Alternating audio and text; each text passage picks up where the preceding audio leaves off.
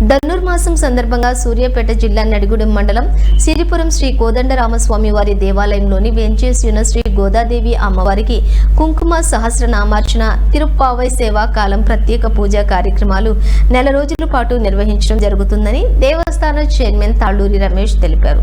జనవరి 14న జరిగే గోదా కళ్యాణంతో కార్యక్రమాలు ముగుస్తాయి.